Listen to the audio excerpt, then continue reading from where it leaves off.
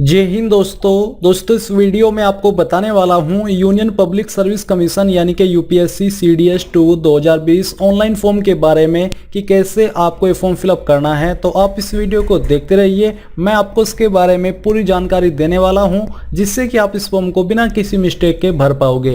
तो चलिए दोस्तों शुरू करते हैं। दोस्तों यहाँ पर फॉर्म फिलअप करने से पहले आप थोड़ा शॉर्ट में जान लीजिए कि कौन लोग इसमें एलिजिबल है और कौन लोग एलिजिबल नहीं है। तो इंपॉर्टेंट डेट्स की बात करें तो आप लोग इसमें 5 अगस्त 2020 से लेकर 25 अगस्त 2020 शाम 6 बजे तक अप्लाई कर पाओगे। एग्जाम डेट यहां पर आपकी 8 नवंबर 2020 तय की गई है। एप्लीकेशन फीस की बात करें तो जनरल ओबीसी के लिए 200 है, एससी एसटी फीमेल के लिए कोई भी एप्लीकेशन फीस नहीं है। एलिजिबिलिटी अब यहां पर देख लेते हैं। आईएमए एंड ओटीए पर आवेदन करने के लिए आपसे बैचलर डिग्री मांगी है किसी भी स्ट्रीम में। नवल एकेडमी में आवेदन करने के लिए आपसे बैचलर डिग्री मांगी है इंजीनियरिंग के अंदर, और एयरफोर्स में आवेदन करने के लिए आपसे bachelor degree in any stream with physics and math in 10+2 level, यानी कि 10+2 लेवल में आपके पास मैथ होना जरूरी है। एज लिमिट आपकी मिनिमम 20 साल है और मैक्सिमम 24 साल है, जो कि काउंट की जाएगी 1 जुलाई 2021 तक। वैकेंसी डिटेल की बात करें तो आप यहां पर देख लीजिए कि किसके लिए कितने पद निकाले गए हैं। टोटल पद आपके 344 है। अब चलिए बात करते हैं फॉर्म फिलअप प्रोसेस के बारे में। तो यहाँ पर ये आपकी ऑफिशियल वेबसाइट है और आप यहाँ पर देख सकते हो कि CDS 2 अपडेट किया जा चुका है। इंपॉर्टेंट डेट्स भी यहाँ पर दी जा रही है और साथ ही है पार्ट 1 रजिस्ट्रेशन। तो आपको सबसे पहले इसके ऊपर क्लिक कर देना है। इसके ऊपर क्लिक करने के बाद यहाँ पर आपके सामने कुछ इंस्ट्रक्शन आ जाएंगे, आपको इनको रीड कर लेना है और यहाँ पर आपको यस के ऊपर क्लिक करना है। इसके ऊपर क्लिक करने के बाद अब आपके सामने रजिस्ट्रेशन का मेन पेज आ जाएगा। तो चलिए एक एक करके जानकारी भरते हैं। तो सबसे पहले है नाम। तो जो भी आपका नाम है वो नाम आपको 10वीं की मार्कशीट के अनुसार यहाँ पर भर देना है। इसको भरने के बाद आप नीचे देखोगे जेंडर। तो जो भी आपकी कास्ट कैटेगरी है, सॉरी जेंडर है, वो आपको सिलेक्ट कर लेना है। डेट ऑफ बर्थ आपकी जो भी है वो यहाँ से आपको सिलेक्ट करनी है। पहले डे सिलेक्ट कीजिए, फिर यहाँ से मंथ, और इसके बाद आपको अपना ईयर चूज कर लेना है। फिर आता है फादर्स नेम, यानी कि जो भी आपके पिताजी का नाम है वो यहाँ पर आपको एंटर करना है। ये भी आपका 10वीं की मार्कशीट के अनुसार होना चाहिए। मदर्स नेम, यानी कि आपकी माताजी का नाम। अब यहाँ पर आपको अपनी माताजी का नाम भी भर देना है। नेशनलिटी के अंदर आपको इंडियन ही रहने देना है और मैरिटल स्टेटस के अंदर आपको अपना स्टेटस चूज कर लेना है। अनमैरिड हो, मैरिड हो, विडो हो या फिर डिवोर्स्ड हो। तो चलिए हम यहाँ से अनमैरिड सेलेक्ट कर लेते हैं। कम्युनिटी, यानी कि आपकी कास्ट कम्युनिटी क्या है, तो आपको अपनी वही जो भी आपकी कम्युनिटी है वो सिलेक्ट कर लेनी है। तो अगर आप SC ST से इस फॉर्म को या OBC से इस फॉर्म को भरोगे तो आपको कम्युनिटी सर्टिफिकेट डेट, यानी कि कब आपने जो अपना कास्ट सर्टिफिकेट है वो बनवाया था, वो यहाँ पर आपको चूज करनी होगी। तो चलिए हम यहाँ पर इसको सिलेक्ट कर लेते हैं। ये करने के बाद दोस्तों आप नीचे देखोगे do you belong to minority, क्या आप माइनॉरिटी से बिलोंग करते हो? अगर करते हो तो यस कर दीजिए, नहीं तो आपको नो करना होगा। फिर है इफ़ यस दी रिलीजन, तो अगर आप यस कर रहे हो तो आपको यहाँ पर रिलीजन चूज करना होगा। फी रिमिशन अलाउड, तो यहाँ पर जो SC ST कैंडिडेट है उनको कोई फीस देने की आवश्यकता नहीं है, इसलिए यहाँ पर ये यस आ चुका है। एजुकेशनल क्वालिफिकेशन, तो आपको इसके ऊपर क्लिक करके चूज कर लेना है कि आप कौन सी पोस्ट पर आवेदन कर रहे हो। तो यहीं से आपका क्लियर हो जाएगा कि हाँ मैं इस पोस्ट पर आवेदन कर रहा हूं। तो चलिए हम यहां पर ये सिलेक्ट कर लेते हैं। फिर आता है एड्रेस। दोस्तों यहां पर आपको अपने एड्रेस की जानकारी भरनी है। तो जो भी एड्रेस आपके डॉक्यूमेंट के अंदर दिया गया है वही सेम एड्रेस आपको यहां पर फिलअप कर देना है। अगर आपका एड्रेस लॉन्ग है तो आपको एड्रेस लाइन 2 और 3 का इस्तेमाल भी कर लेना है। डिस्ट्रिक्ट आपकी जो भी है उस डिस्ट्रिक्ट का नाम आपको यहाँ पर फिलअप करना है, और फिलअप करने के बाद नीचे देखोगे स्टेट, तो आपकी जो भी स्टेट है वो यहाँ से आपको सिलेक्ट कर लेनी है। पिन कोड आपका क्या है, पोस्ट ऑफिस या फिर डिस्ट्रिक्ट का, वो यहाँ पर आपको मेंशन करना होगा। Phone number with area code अगर आप देना चाहते हो तो यहाँ पर डाल दीजिए, नहीं तो उसको खाली छोड़ दीजिए। मोबाइल नंबर आपका जो भी है वो यहाँ पर आपको फिलअप करना है, और उसके बाद जो भी ईमेल आईडी आप यहाँ पर भरना चाहते हैं वही ईमेल आईडी आपको यहाँ पर दे देनी है। ये देने के बाद यहाँ पर दोस्तों आपको नीचे देखने को मिलेगा कन्फर्म ईमेल आईडी, यानी कि आपने जो ईमेल आईडी ऊपर भरी है इसको दोबारा से फिलअप कर देनी है। फिर है आपका अल्टरनेटिव ईमेल, यानी कि इस ईमेल आईडी के अलावा भी कोई और ईमेल आईडी अगर आप देना चाहते हो तो ईमेल आईडी आपको यहाँ पर भर देनी है।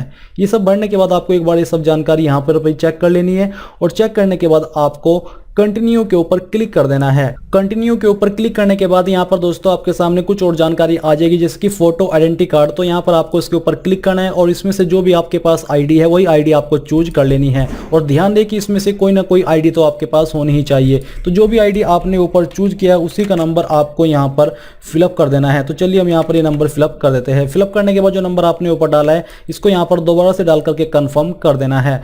कन्फर्म करने के बाद यहाँ पर दिया जा रहा है कि specific details for combined combined defence service examination. तो यहाँ पर do you hold valid and current commercial pilot licence issued by DGCA।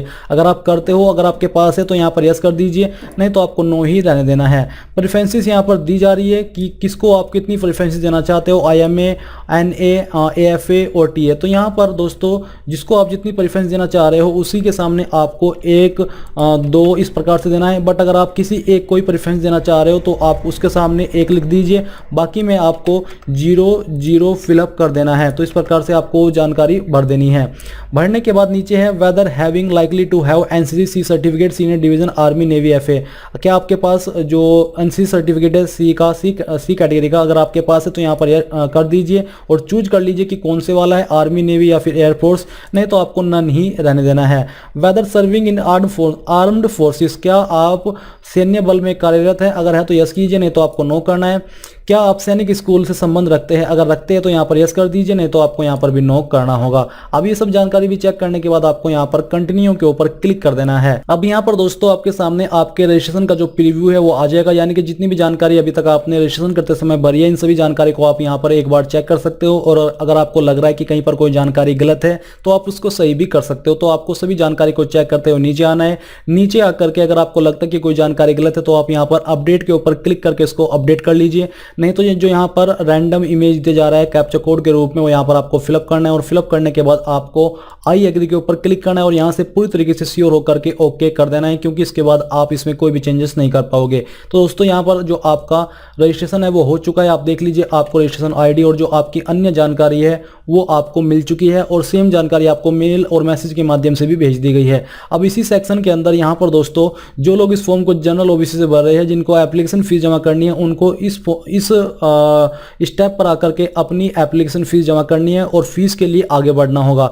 But जो SC ST से इस फॉर्म को भर रहे हैं उनको कोई फीस देने की आवश्यकता नहीं है, इसलिए उनके सामने यहाँ पर प्रिंट स्लिप का ऑप्शन आ चुका है। तो आप यहाँ पर इसके ऊपर क्लिक करके अपनी प्रिंट स्लिप को PDF के रूप में सेव कर लीजिए और बाद में इसको प्रिंट करा लीजिएगा, या फिर यहाँ से आप एक स्क्रीनशॉट ले लीजिए ताकि ये जानकारी आपके पास सेव हो जाए। अब यहाँ पर चलिए पार्ट 2 के ऊपर चलते हैं, जो कि है click here for part 2 registration. तो आपको इसके ऊपर क्लिक कर देना है। इसके ऊपर क्लिक करने के बाद यहाँ पर आपके सामने एक न्यू विंडो आ चुकी है। तो जो आपको रजिस्ट्रेशन ID मिली है वो यहाँ पर आपको फिलअप करनी है। डेट ऑफ बर्थ दोस्तों यहाँ पर आपको वही चूज करनी होगी जो कि अभी आपने रजिस्ट्रेशन करते समय इस्तेमाल की थी। तो चलिए हम यहाँ पर यही जो डेट ऑफ बर्थ है वो सिलेक्ट कर लेते हैं। इसको सिलेक्ट करने के बाद जो यहाँ पर कैप्चा कोड दिया जा रहा है, ये कैप्चा कोड आपको फिलअप करना है और फिलअप करने के बाद यहाँ पर सबमिट के ऊपर क्लिक कर देना है। इसके ऊपर क्लिक करने के बाद दोस्तों यहाँ पर आपके सामने photo sign and photo identity card की जानकारी आ चुकी है। अब यहाँ पर इसके अंदर बहुत सारे लोगों को प्रॉब्लम होती है, क्योंकि इसमें बहुत बड़ी बड़ी प्रॉब्लम रखी है इन्होंने जब फोटो आप अपलोड करते हैं। बट मैं यहाँ पर थोड़ा क्लियर करने की आपको कोशिश करूंगा। तो यहाँ पर दोस्तों जो आपका स्कैन्ड सिग्नेचर है, जो उसका एक साइज है वो आपका 1000 × 1000 पिक्सल का होना चाहिए। जी हाँ दोस्तों, आपका सिग्नेचर का साइज 1000 × 1000 पिक्सल का होना चाहिए। और जो आपके फोटोग्राफ का साइज है वो आपका 350 पिक्सल × 350 पिक्सल होना चाहिए, यानी कि हाइट भी सेम और वाइड भी सेम। इसी के साथ जो आपकी PDF फाइल होगी, जो आपकी ID है उसकी, वो PDF फाइल में होनी चाहिए और वही यहाँ पर एप्लीकेबल हो पाएगी अपलोड होने के लिए। इसी के साथ जो आपके फ़ोटो एक्सेप्ट किए जाएंगे वो भी आप यहाँ पर देख लीजिए कि किस तरह के फ़ोटो एक्सेप्टेबल है और किस तरह के रिजेक्ट कर दिए जाएंगे। तो यहाँ पर आपको क्या करना है, आपको सिंपली चूज फाइल के ऊपर क्लिक करना है। इसके ऊपर क्लिक करने के बाद आपको आपकी गैलरी के अंदर ट्रांसफ़र किया जाएगा। और मैंने इस साइज़ के पहले से इमेज तैयार करके रखे हैं। मैं यहाँ पर पिक्चर के ऊपर जाता हूँ और पिक्चर के ऊपर जाने के बाद एक इमेज हम यहाँ से सिलेक्ट करते हैं 300 × 350। तो जो अभी आप यहाँ पर देख पा रहे हो डिस्प्ले में, तो 350 × 350 आपको छोटा सा दिखाई दे रहा होगा, क्योंकि इसका साइज इतना रखना चाहिए। तो मैं इसको सिलेक्ट करता हूँ और ओपन कर देता हूँ। ओपन करने के बाद उसका नाम यहाँ पर आ जाएगा। फिर सेम तरीके से आपको चूज फाइल के ऊपर क्लिक करना है और जहाँ पर भी आपका सिग्नेचर है वो आपको सिलेक्ट करना होगा। अब ये जो आप वीडियो में अभी देख पा रहे हो ये आपका सिग्नेचर है। इसका मैंने साइज डायमेंशन रखा है 1000 × 1000 पिक्सल, और इसकी जो साइज है ये तो हमने डायमेंशन बताया, वो आपका 20 MB से ज़्यादा होना चाहिए। तो ये दो चीज़ें इसमें ध्यान रखनी होगी आपको। मैं इसको सिलेक्ट कर लेता हूँ और ओपन कर देता हूँ। ओपन करने के बाद ये भी यहाँ पर आ जाएगा। फिर upload your scanned photo identity, जो कि आपको यहाँ पर PDF फाइल के रूप में अपलोड करनी है तो आपको चूज फाइल के ऊपर क्लिक करना है और मैं यहाँ पर इसके ऊपर क्लिक करने के बाद एक PDF फाइल यहाँ पर रैंडमली अपलोड कर देता हूँ, क्योंकि इस फॉर्म को मैं डेमो के रूप में भर रहा हूँ और इसको ओपन कर देता हूँ। ओपन करने के बाद यहाँ पर ये जानकारी आ जाएगी। अब आपको सिंपली अपलोड इमेज के ऊपर क्लिक करना है। इसके ऊपर क्लिक करने के बाद आप देख लीजिए आपका फोटो यहाँ पर आ चुका है, आपका सिग्नेचर आ चुका है और जो आपने फाइल अपलोड की है वो भी आप यहाँ पर आ चुकी है। आप व्यू डॉक्यूमेंट अपलोडेड के ऊपर क्लिक करके इसको चेक भी कर सकते हो। अब दोस्तों आपको यहाँ पर कंटिन्यू के ऊपर क्लिक कर देना है। इसके ऊपर क्लिक करने के बाद यहाँ पर फोटो आइडेंटिटी कार्ड नंबर यानी कि जो आपने पैन कार्ड का नंबर भरा था वो यहाँ पर आपको फिर से भरना होगा। तो चलिए हम यहाँ पर इसको भर देते हैं और भरने के बाद आप देखोगे verified photo identity card number यानी कि ये वेरीफाइड हो चुका है। एग्जामिनेशन सेंटर आप कहाँ पर रखना चाहते हो वो यहाँ पर आपको चूज कर लेना है। तो चलिए हम यहाँ से दिल्ली सेलेक्ट कर लेते हैं। इसको सिलेक्ट करने के बाद यहाँ पर आपको क्या करना है, यहाँ पर नीचे डिक्लेरेशन आपको देखने को मिल पा रहा है, आपको उसको रीड कर लेना है और रीड करने के बाद यहाँ पर आपको आई हैव रीड इसके ऊपर क्लिक करना है। इसके ऊपर क्लिक करने के बाद आप देखोगे you have successfully submitted your application, आपने सफलतापूर्वक अपना आवेदन प्रस्तुत किया है यानी कि आपका फॉर्म कंप्लीटली फिलअप हो चुका है। अब यहाँ पर आप व्यू प्रिंट एप्लीकेशन फॉर्म के ऊपर क्लिक करके अपने एप्लीकेशन फॉर्म का प्रिंट ले सकते हो। इसके लिए आपको यहाँ पर रजिस्ट्रेशन ID डालनी होगी, एक बार फिर से यहाँ पर लॉगिन करना होगा, डेट डालनी है, मंथ डालना है और जो भी आपका ईयर था जो आपने यहाँ पर रजिस्ट्रेशन करते समय भरा था वो आपको भर देना है। और फिर यहाँ पर जो नीचे कैप्चा कोड दिया जा रहा है ये कैप्चा कोड आपको फिलअप करना है। तो चलिए हम इसको फिलअप कर देते हैं और फिर सबमिट के ऊपर क्लिक करते हैं। इसके ऊपर क्लिक करने के बाद देख लीजिए आपके सामने यहाँ पर आपका जो फॉर्म है वो आ चुका है।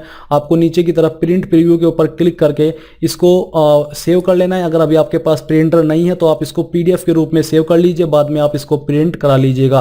तो दोस्तों इस प्रकार से आप UPSC कंबाइंड डिफेंस सर्विस यानी कि CDS2 2020 ऑनलाइन फॉर्म को भर पाओगे। आई होप ये जानकारी और ये जो प्रोसेस है वो आपको पसंद आया होगा। अगर कहीं पर आपको कोई भी प्रॉब्लम आई है जानकारी भरने में तो आप मुझे कमेंट करके पूछ सकते हो। मैं कोशिश करूंगा कि जितना जल्दी हो सके आपको आंसर कर सकूं। और इस वीडियो के लास्ट में बस आपसे ये कहना चाहूंगा कि प्लीज उस वीडियो को लाइक शेयर और साथ ही साथ आपके अपने YouTube चैनल ज्ञानदेव होस्ट को सब्सक्राइब कर ले और सब्सक्राइब करने के बाद बेल के आइकन को दबा दे ताकि आपको आगे आने वाली वीडियोस के नोटिफिकेशन सबसे पहले मिल पाए। जय हिंद दोस्तों।